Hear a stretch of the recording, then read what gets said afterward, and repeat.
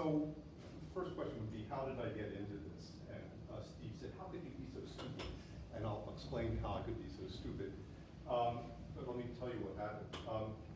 So for a few years, we rented a house, my wife and I rented a house on this island, Little Cranberry Island, which is off the coast of Maine. And there's a woman there who runs the post office, but also on the side, she rents recreational kayaks. And so for a couple of years, I just paddled around the area. Kind of had, I had a good sense of where things were. And in 2003, in August 2003, I went out for a paddle to circumnavigate the island. I did not have a compass with me, and I think part of this, even though I have compasses and I know how to use compasses, it was kind of being familiar with the area and kind of not even knowing enough to know that I needed a compass in this situation. So it was, sometimes you have to know a little bit to know what kind of risks you're running, and I didn't know enough to know what kind of risks I was running, so that kind of answers your question.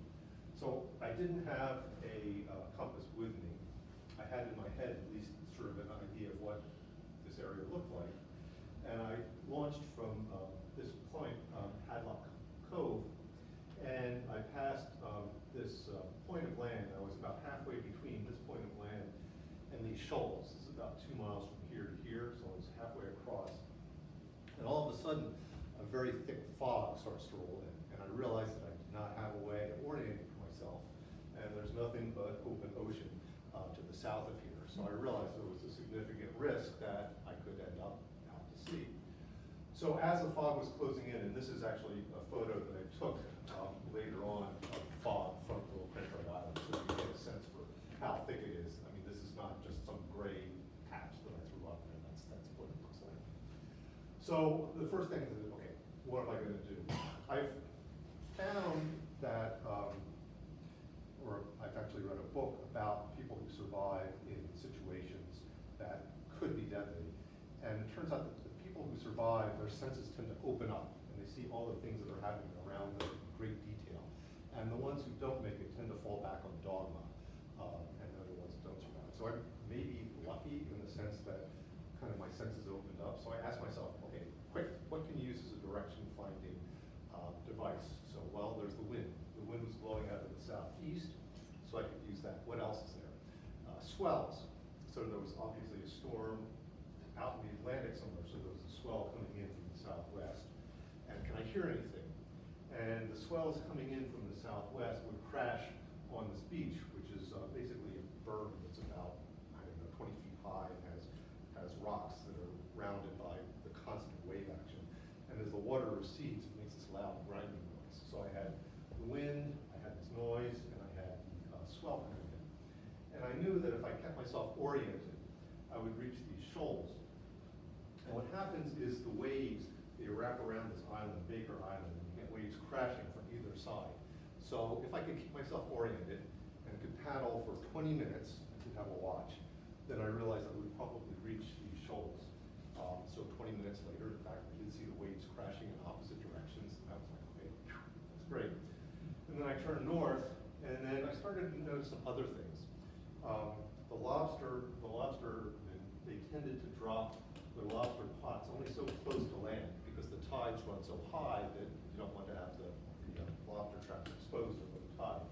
So there was kind of a boundary between where the lobster buoys were set and land. So I could use that as a way of finding my way. And I could also see that there were little wakes formed by the incoming tide. So you were getting a flow of water in this direction. So you could see the wakes in the lobster buoys. So I picked up in about 5 different ways of finding direction. And paddled around and made back, pulled up, no problem. Did you do the whole route and you got back to your starting point? Yeah, I actually did the full circumnavigation. Did you think about bailing out at any point? Yeah, people ask me, why didn't you just turn north and go to shore here? The problem was that the waves, these were big swells, and the berm, it's about 20 feet high, causes the waves to just dump. And so I figured, I'm not going to land there. And then by the time I got around here, then the problem would be, well, what do I do with a kayak? Right. And at that point, I could actually kind of handrail and get close to land. Right.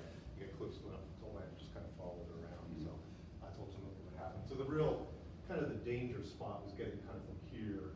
What time was it when the fog rolled in? Let's see, I launched a little bit after lunchtime, and so the fog rolled in, maybe 1 in the afternoon or something like that. Yeah, so it came in pretty fast.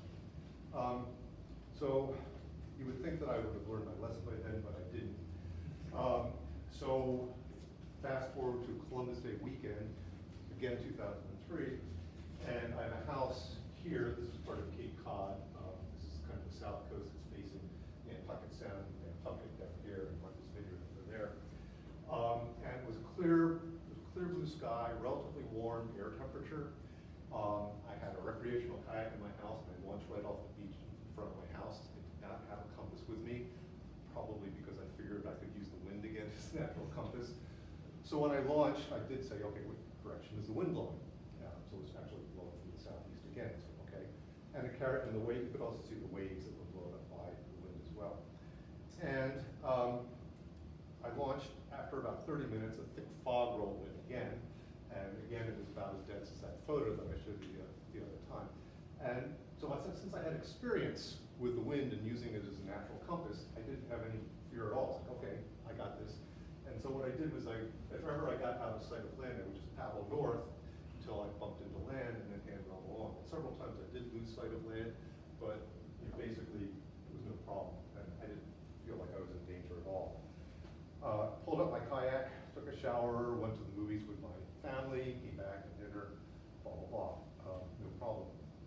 The next morning, I launched and I started paddling, and the harbor master had a boat and came up to me and stopped me. He said, "Have you seen 2 young women in kayaks?" I said, "No." So what happened, and this was very bizarre, 2 young women had launched recreational kayaks, much like mine, about a half a mile down the beach at exactly the same time I launched. So they launched in clear weather, and then the fog rolled in, and I didn't know about that until the next morning. After about 45 minutes, their boyfriends who were on shore were expecting them back, and they didn't come back. And so the boyfriends called the authorities, and what I didn't know the night before was just about anything that floats was out on the water searching for these 2 young women. Didn't come up with anything, and a massive search and rescue mission had been launched. And that afternoon, Sunday after the Saturday when this happened, you could see the Coast Guard helicopters going up and down Nantucket Sound searching for them. They found the 2 kayaks tied together, but nobody was in them. And there was some hope that they made it to Monomoy Island, which is here, and they did their walking their way out. But then on Monday, they found the body of one of the young women and never found the body of the other young women. And I guess it was a few weeks later, I was walking down the beach, and at the spot where they launched, there was a little memorial to the woman who was never found. The body was never found, and it said, had a photo of her. It said, "No one is lost to God." And this really hit me hard. I suffered from what you would call survivor's guilt, which was basically I was doing the exact same thing in the exact same place, and I lived, and 2 people died. So I became rather obsessed, and the first question was the kind of the eternal why, and of course you don't get an answer to the why other than the fact that I paid attention to the wind direction, I suppose. And then it turned to a kind of an obsession with navigating by natural means. So using wind direction, I started to memorize the coordinates of major stars in the sky, and you could point to them and tell where they were, and I could orient myself at night. And I also started to learn about other cultures, Pacific Island cultures, Norse, how people cross the Sahara, the gold trading caravans, this kind of thing. And I realized that after a year, I started to look at the world differently. Like there was all this information around me, the sun and the shadows and the stars and the wind and the cloud formations.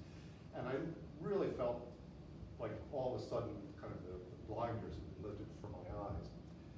And the other thing that was strange is I started to feel that the people around me were kind of like sleepwalkers because they hadn't undergone this transformation. And for some strange reason, I felt like people were in danger, and it just was the oddest feeling.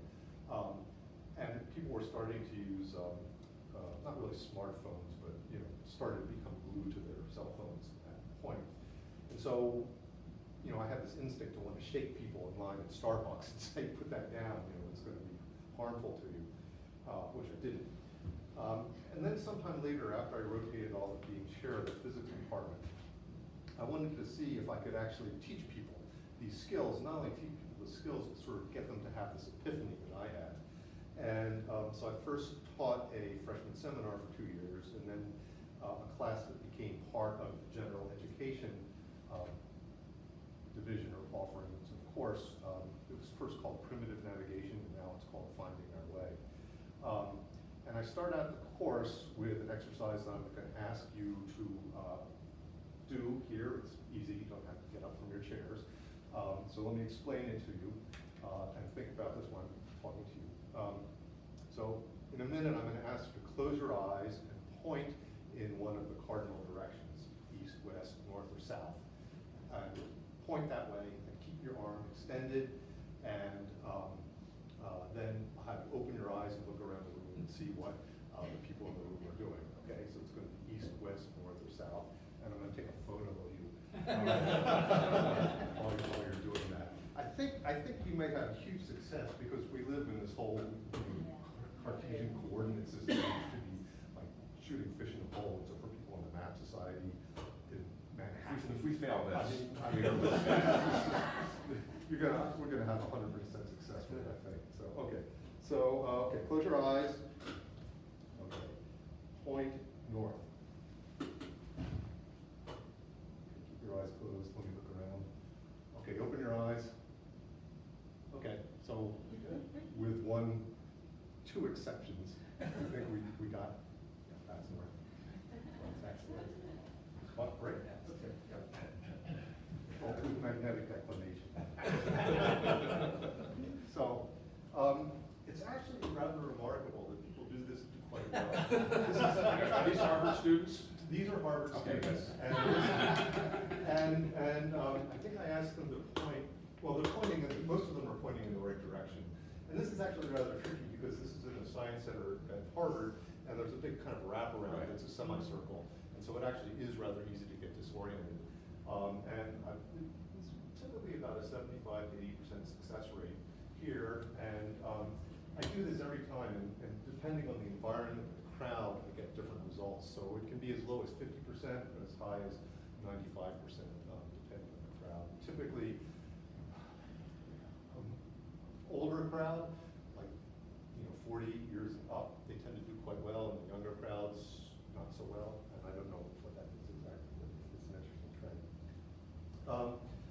And one of the most interesting things, and I'll talk a little bit more about that in a few minutes, which is the star component. They have to memorize the position of major stars in the sky. It's about 2 weeks, and we bring them to the roof of the Science Center, and literally the quiz is they have to point out some of the major stars in the sky. And typically, on a given night, let's say in the fall, there are about 14 or 15 that they have to do. Some go nuts and can rattle off 25.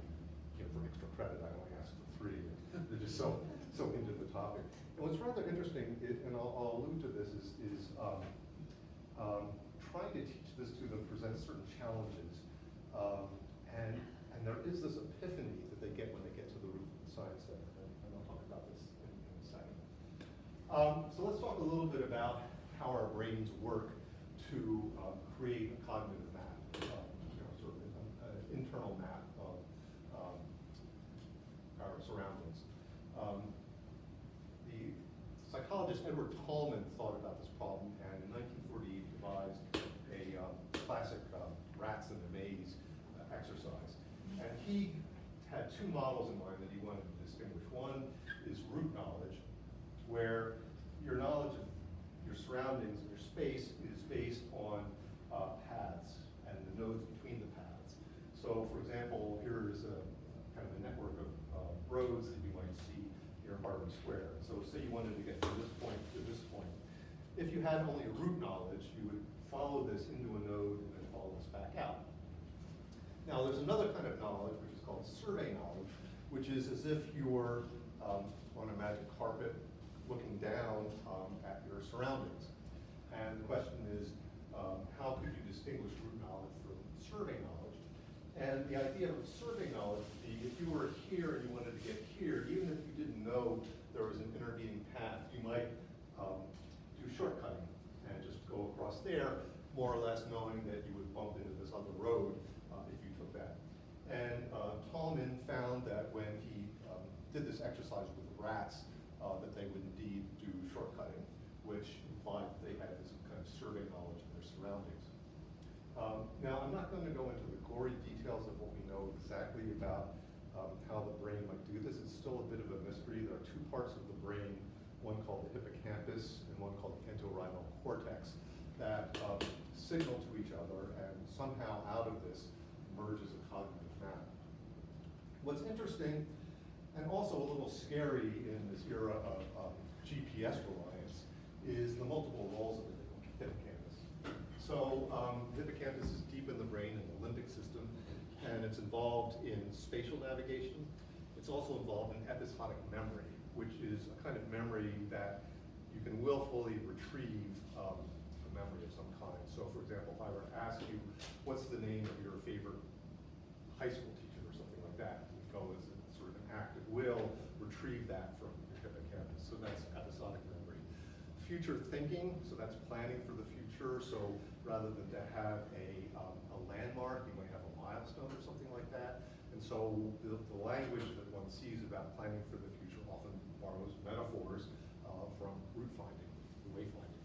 And imagining, so imagining, what's an example of imagining? Let's say I wanted to think about what it's like to be a Fordham professor or something like that, and then I sort of put myself in your shoes and think about campus and this sort of stuff.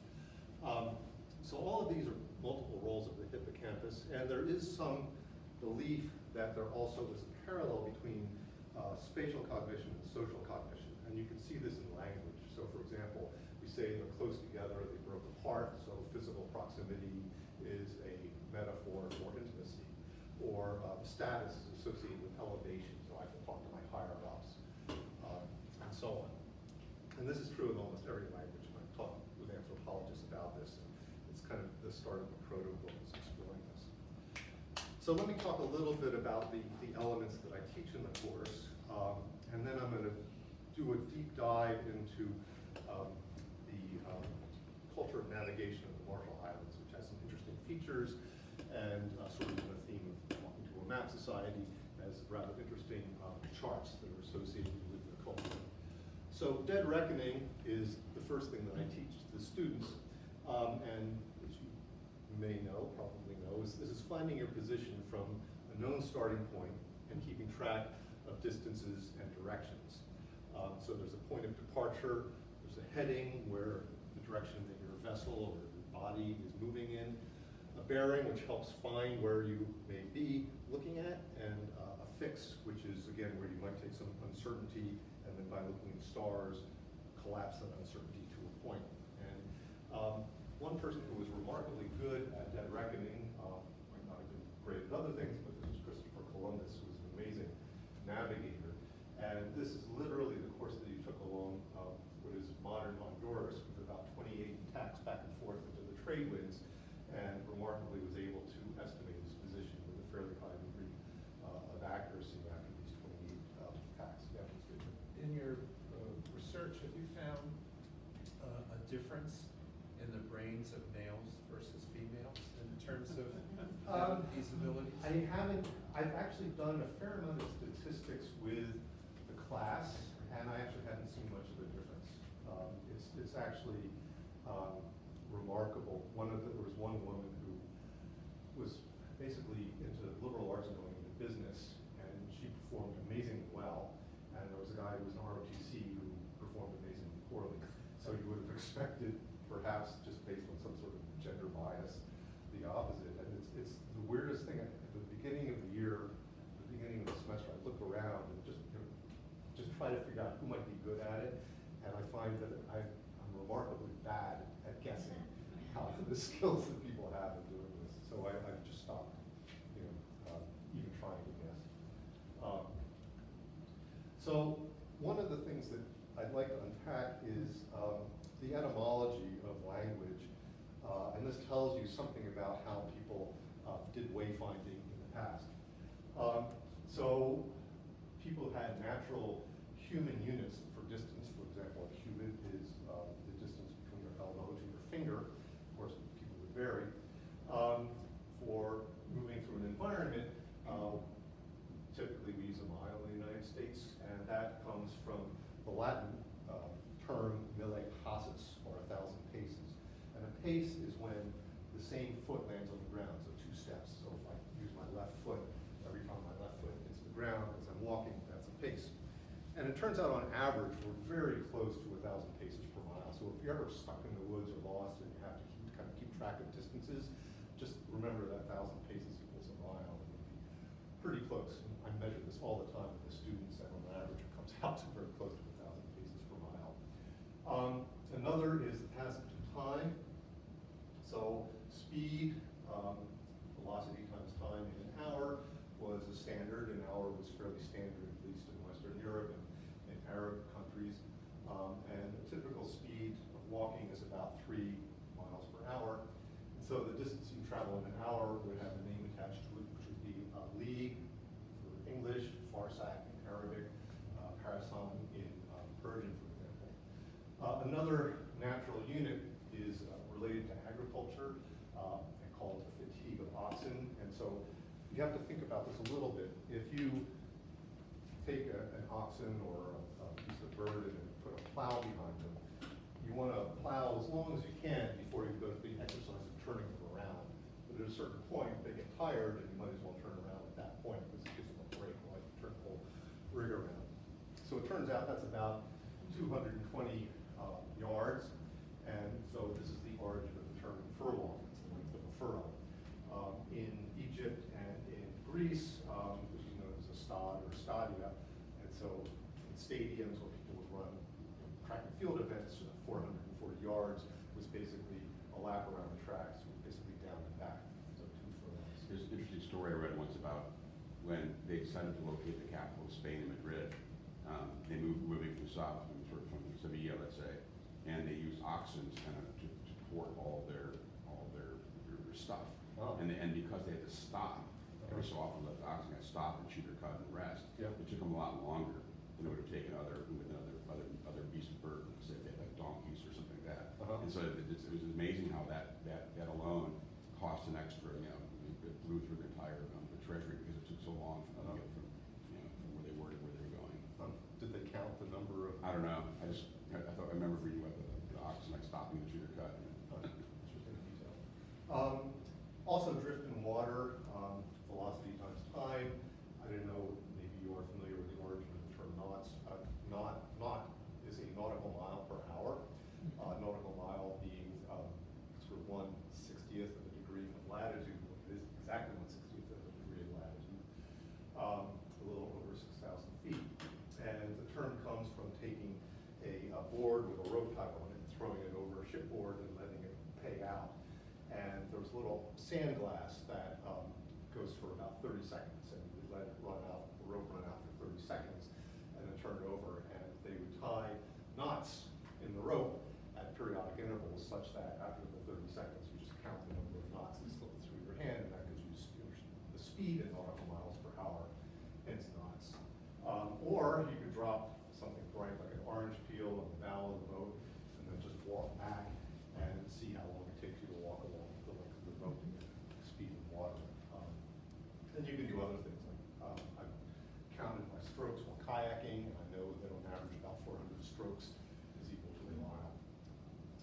So that's unpacking the etymology. I'm going to talk about bearings in a second, but I wanted to talk a little bit about cultural influences and language on how people established directions and how you might give directions.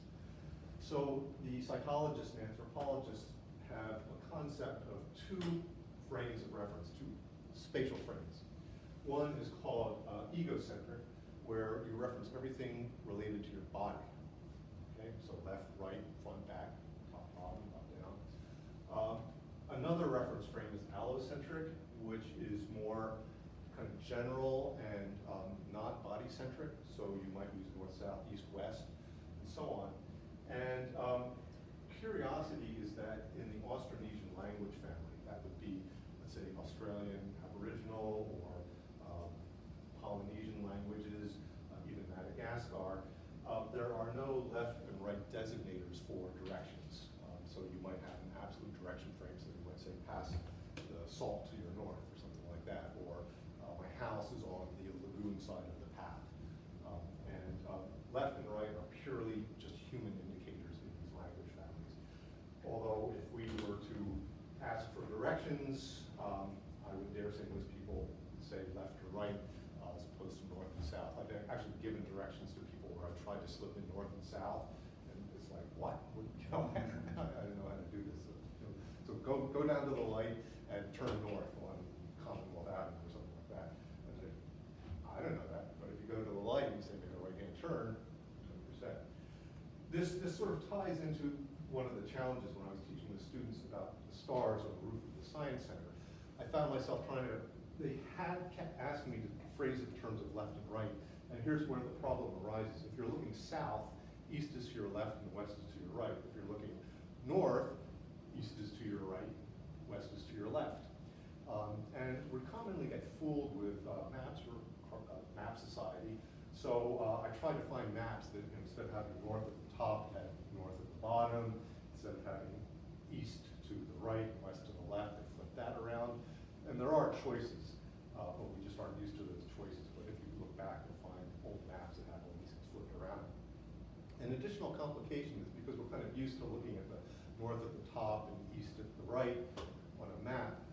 When you try to translate this to what you see in the sky, you have this problem, because if you're having your head pointing north, then you get east and west flipped around. And so if you want to make a map that's representing what you physically see in the sky, you have to kind of flip around east and west. So this is the start of the confusion for the students. And they're like, what are you talking about? And this is east, and you're facing this way, and da-da-da-da-da-da. And so when we get to the roof of the Science Center, when they finally kind of been trying to wrap their brain around it, when they're finally presented in the sky, it's like everything falls into place instantly, and they can just orient themselves. And they start to lose this left-right indicator. They start to move into this more Austronesian scheme of things, where there's this more absolute frame of reference. So I find this fascinating. There's like this almost this moment you can pinpoint where most of these students where this happens, and it's the most satisfying thing I can imagine. Okay, so again, let's peel back what people did by looking at names for cardinal points. In fact, almost every culture that people have looked at has north, south, east, and west, and some variation on that. In Latin, Oriens is associated with east, and the rising sun. Occidens is west, the direction of the setting sun, related to the word occult, occultation, and so on. The idea of the sun returning from the west to the east was a mystery before people actually thought of the earth as a sphere, and so a lot of times the underworld, Hades, was placed in this land or this zone where the sun returned to the east. Meridies, which means literally midday, is south, because the sun reaches the highest point in the sky when it's due south. And Septentriones is north, because there are 7 stars and it looks like a Big Dipper. This means 7 plow oxen.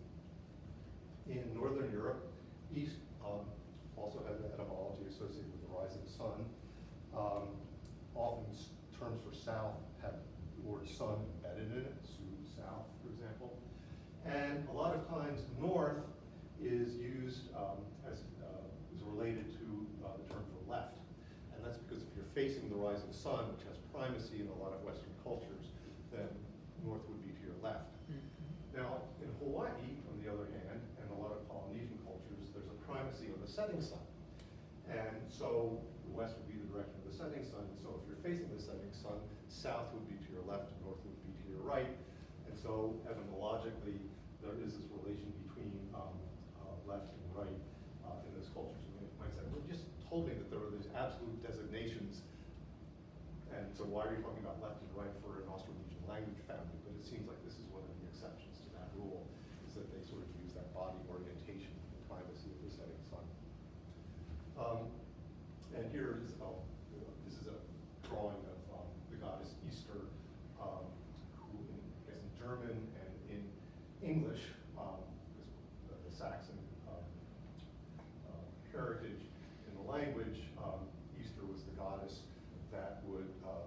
be associated with the vernal equinox when the sun rises due east. Otherwise, it rises either north or south and due east other times of the year. Okay, so let me get into one of my favorite topics, which are wind compasses.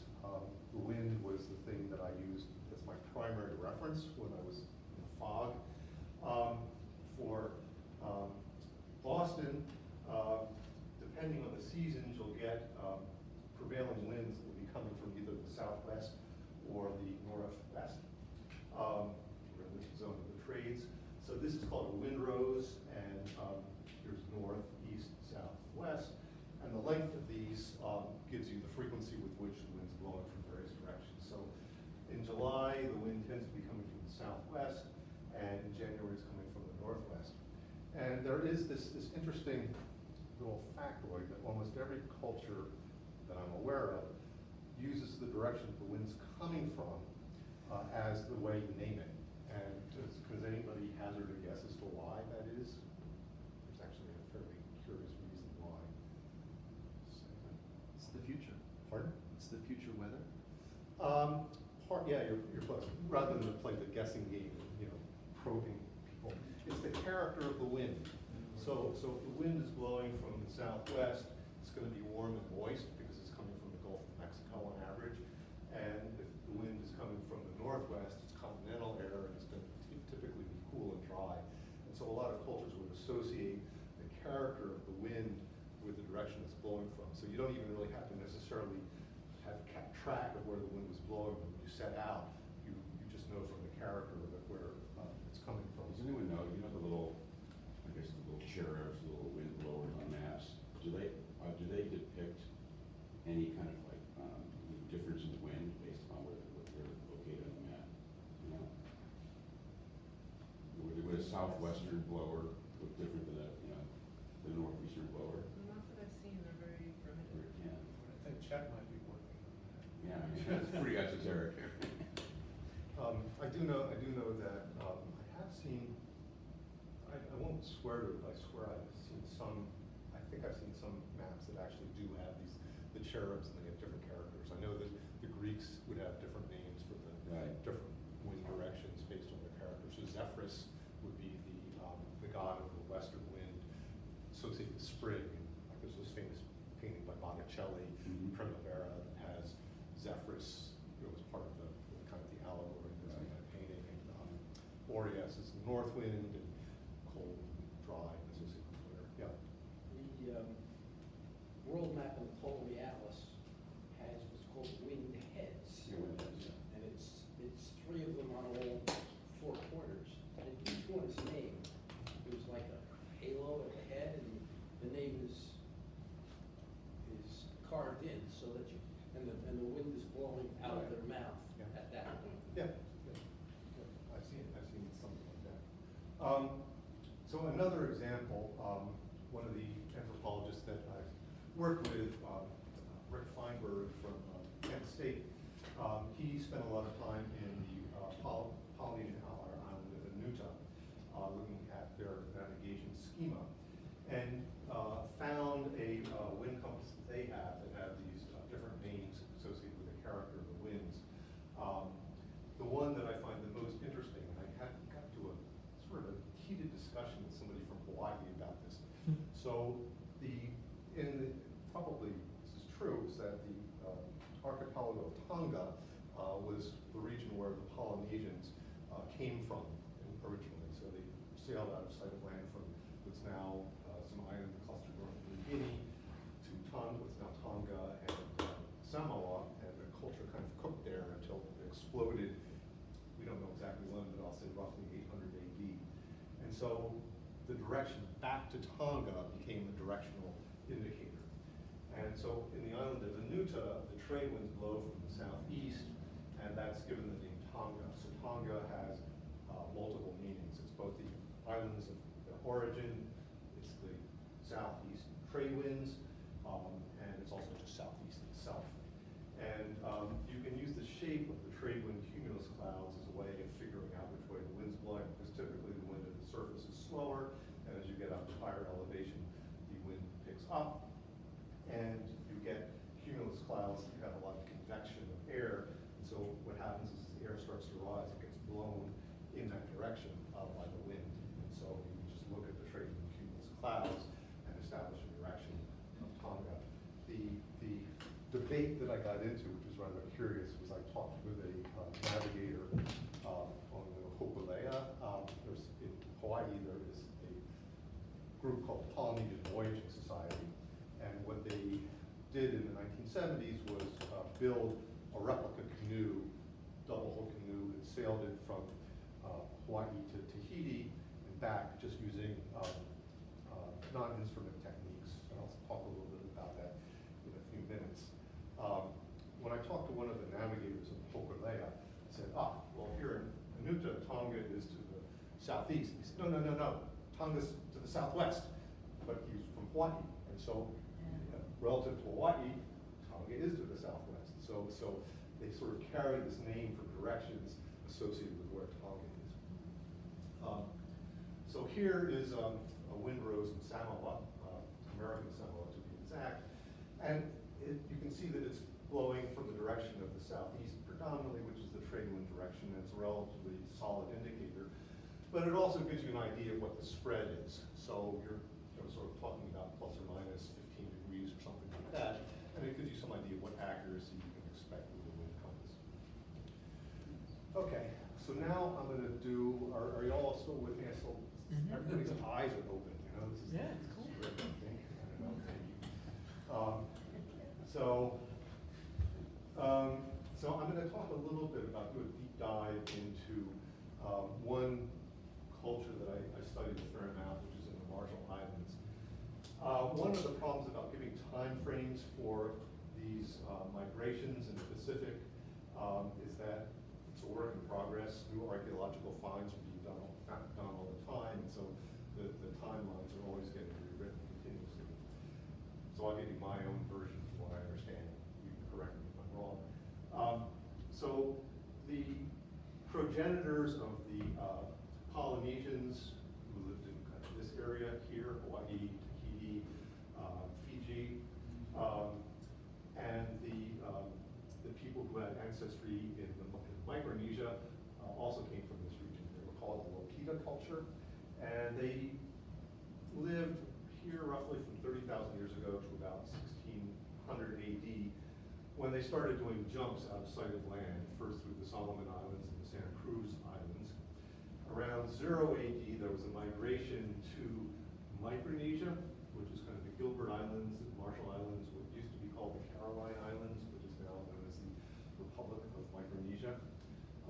And then also there was a set of migrations to Tonga and Samoa, where there were the ancestors of the Polynesians, and let's say roughly 800 AD, again this date is not precise at this moment. Then there was this explosion of the Polynesians out to Tahiti, the Marquesas, Hawaii, and even down to Rapa Nui or Easter Island. Yeah, so the northern island of New Zealand, Maori are considered also Polynesian as well. Yep. It just wasn't on the map, so I couldn't point to it. I find the Pacific migrations the most fascinating, partly because the scale of the Pacific is so vast, and the idea that people deliberately navigated to these islands just to me is amazing. In fact, it's almost difficult to believe. Thor Heyerdahl believed that the islands of the Pacific were populated through accidental drift from South America. And so he set out to try to prove this theory with what now became known as Kon-Tiki. But that's not true. They actually sailed against the trade winds, and it turns out that sailing against the trade winds, you kind of have to tack back and forth, and that gives you a higher probability of running into land. And if you get into trouble, you just turn tail and sail back downwind. So that's what recommends it. So one of the remarkable features is the encoding of this spatial memory. In the Marshall Islands, you find these artifacts called stick charts that are sticks that are tied together, and representing the islands, at least on this particular variety of stick chart, are little shells that are tied down, and these represent the atolls and the islands. And this is a representation of a stick chart that's in the Harvard Peabody Museum. And what I did was I took the representations in space of the islands and atolls in the stick chart and compared this to the actual atolls on a map, and it's remarkably similar. The latitudes are almost exactly the same, and it just takes a little bit of stretching to get the longitudes right. So they had some amazing knowledge of their atolls. And this wouldn't go out on the water, you just memorize this and sail. So there's kind of a toolkit that they have. Rick Feinberg studied this. There's the idea of the star compass. The rising positions of stars typically are always the same azimuth, or sort of compass points, when they're between 20 degrees north and 20 degrees south latitude. It starts to vary when you go farther north and farther south than that. A strange thing called underwater lightning, which if you ask me at the end, I'll talk about. Cloud formations, wind compass that I already described. Wave piloting, I'll describe a little bit about. The idea that an island, even if it's over the horizon, it's going to cast some sort of strange light that's going to be reflected in the sky. And a good navigator will be able to discern that coloration. And birds, certain kind of birds like frigate birds and kinds of boobies will venture out during the day to fish, and then they'll come back with fish in their mouths, and the direction they're flying indicates land. So here's a star compass. If you're closer to the equator, a star like Betelgeuse will rise approximately 8 degrees north of due east, and will set approximately 8 degrees north of due south.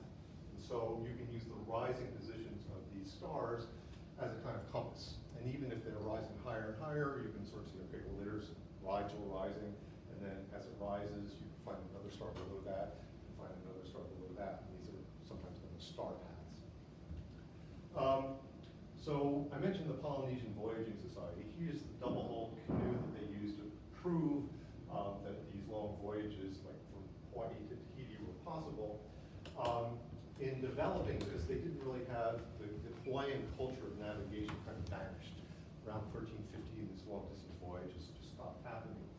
Although in Micronesia, the traditions persisted, and so you had passed down generation to generation to generation these techniques. And so this is Mau Kaela, who in the island of Sanawal learned from his grandfather how to navigate and wanted to pass on this tradition to other people in his family, and ultimately to a much larger group of people. And so here is a representation of a star compass from him. Now he taught this gentleman, Nainoa Thompson, who is now the president of the Polynesian Voyaging Society.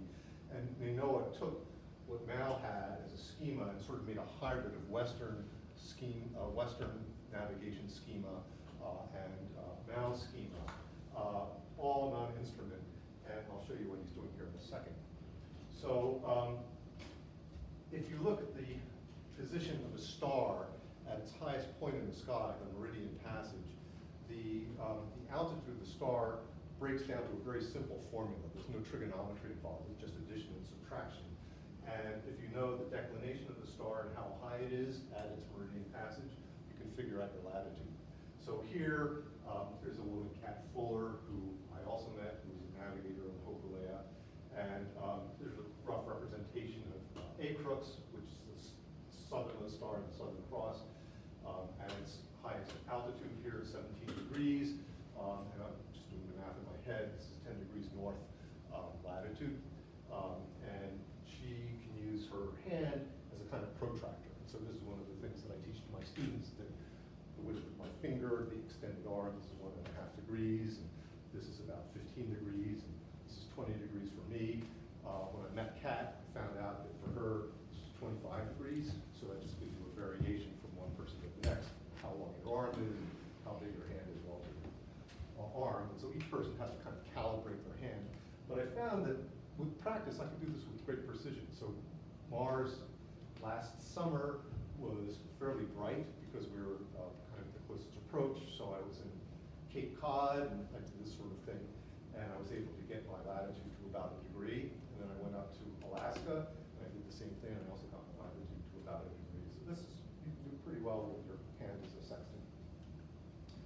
Okay, are we still like hanging in there? Is that good? Yeah, okay, good. Okay. So, one of the deep dives that I did was, I did some work with an anthropologist named Joe Gens, who did his dissertation in the Marshall Islands on their schema of navigation. And one of the most interesting techniques in navigation is using waves as directional indicators, how they interact with the atolls and so on. And so this gentleman, Captain Corin Joel, who was Captain Corin, was taught by his grandfather how to use waves as navigation. And also it illustrates a little bit of the tragedy of what happened in the Marshall Islands. So he was taught on the atoll of Rongelap, which was right downwind from this weapons test called Castle Bravo, where the first dry thermonuclear bomb was detonated. And the yield was so large that it rained radioactive fallout across Rongelap. And somewhat sadly, it appeared that the U.S. allowed the people who lived on Rongelap to stay there longer than they should have, in effect to study radiation poisoning. At some point later on, they moved all the inhabitants of Rongelap, prior to that, Bikini, to the capital of Majuro. And so I actually met Captain Corin on Majuro, and he was interested in using wave piloting and navigation as a means of cultural revival, and was actually seeking out scientists to help validate their schema. And so that was one of the things that I was trying to do, is validate their schema. The other person involved was this gentleman here, Alison Keelan, who has an outfit called Canoes of the Marshall Islands, where they take high school dropouts and teach them woodworking skills and other skills. And this is on a replica voyaging outrigger canoe called the Chitam Kapil that we sailed on between two atolls. So just to give you a taste of this, here's one schema. This is wave refraction around an atoll. And what happens is the waves, the speed gets slower and slower as the water gets shallower and shallower. So here you have maybe an eastern swell that's driven by the trade winds. And so the waves on the north side, when you're closer to land, they get slowed down, and so they sort of get bent into a southwesterly direction. And the waves that are passing along the south side of the island, they also get bent, and so as they kind of pass the island, they go to the northwest. So you get this crossing pattern that's known as Nittencott. I've also talked with people who have sailed in the Lesser Antilles, which has a very similar geographic pattern to the Marshall Islands. And they'll see much the same pattern of wave refraction there as they go on the Marshall Islands. So I found it interesting when I started to talk to sailors who sailed in the Lesser Antilles. They sort of recognized everything I was describing. So one of the things that's rather fascinating when you start to learn, I could do a whole lecture on just this,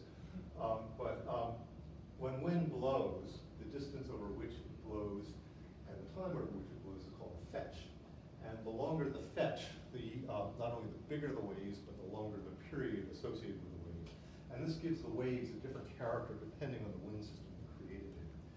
So just to kind of reinforce this, if we had no wind at all, and then all of a sudden we turned on the wind like a switch, we would start getting these little cat's paws, which are these little ripples, and then they would start to build.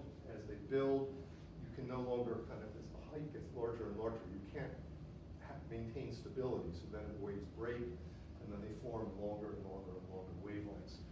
So you get longer and longer wavelengths as the fetch increases, and then if I magically turn off the wind, then they persist for thousands and thousands of miles as these undulating sinusoidal swells that can travel basically as far as they can. So I'm going to show you an example of this, and the navigators in the Marshall Islands claim that there are 4 wave climates, 4 wave patterns that they see all the time. And I can at least identify 3 of them. The 4th is a little bit elusive, but what I'm going to show you is this is a satellite mosaic that is animated, and you're going to see the trade winds that are going to be blowing along the equator from the east to the west, and then you'll see the westerlies in the southern hemisphere and the westerlies in the northern hemisphere, and these little colored bands are rain, as you see front sweeping through. So let me see.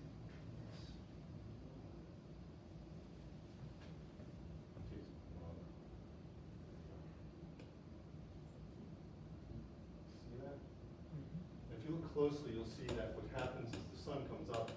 This is over about a month of time, and you'll see that as the sun comes up, it heats columns of air, and you get thunderstorms that will appear first here, then here, then here, then here, then here, and they kind of flash like that. And those are afternoon thunderstorms in the tropics. So just run one more time, and you can kind of pay attention to that. Which I'll just find rather remarkable. Just to mention.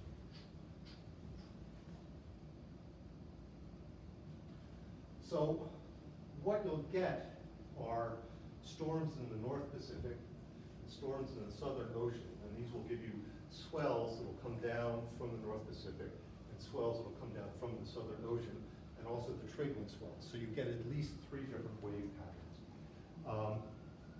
These are typically represented on a different kind of stick chart called a WAPA bank. And they have both a 2-fold and a 4-fold symmetry associated with them. Or 1-fold and 2-fold, I suppose. And here's an example of one of these. It was at the Canoes of the Marshall Islands. And this is kind of a wave piloting 101. This is how you teach students about it, show them this. And I'll show you what these pieces represent. So now, when you create a wind, when you have a wind and you create waves from that wind, they're not, how do I put it, they aren't all going in one direction like a plane wave. They tend to spread out in space, and so they have this kind of arc-like shape to them. And the waves in the stick chart are represented as these arcs, perhaps not surprisingly. Apparently these people were incredibly sophisticated in being able to understand this, and we're only now kind of unraveling what's going on. So here is Bunta, the swell from the east. Bun means swell as a prefix. Here is the swell from the west. Buntokian is the swell from the north, presumably the North Pacific. And Buntok, Buntokrak is the swell from the south. Each of these points represents islands. There's a set of currents associated with the islands and the coastline.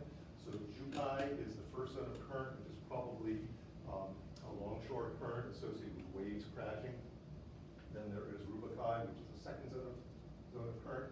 And Jeljeltai, which literally means the untying current. And it's sort of where the atoll, the island, loses its influence over the local currents, and then you just have to deal with the currents out in the middle of the ocean.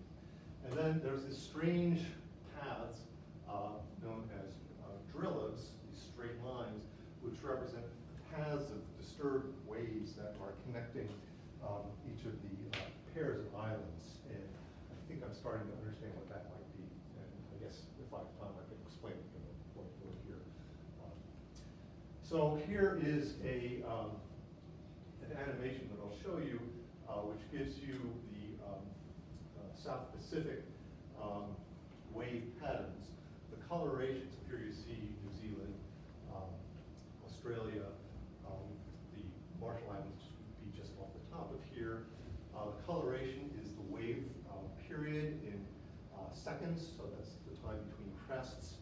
Typically, the wave crests come as long as 20 seconds from the Southern Ocean and the North Pacific, and the wave periods from the trade winds tend to be more like 8 to 12 seconds or something like that, so they have their own character associated with them as well. So, small. And you can see from the storm system, so here's the storm system in the North Pacific. The long period waves are faster, so they penetrate earlier. Here's a storm from the Southern Ocean. And then overlaid on that, you get these little lips of trade winds that you kind of see when you're on the storm coming through. So there's a North Pacific storm system. You get the long period waves first, and then shorter and shorter and shorter.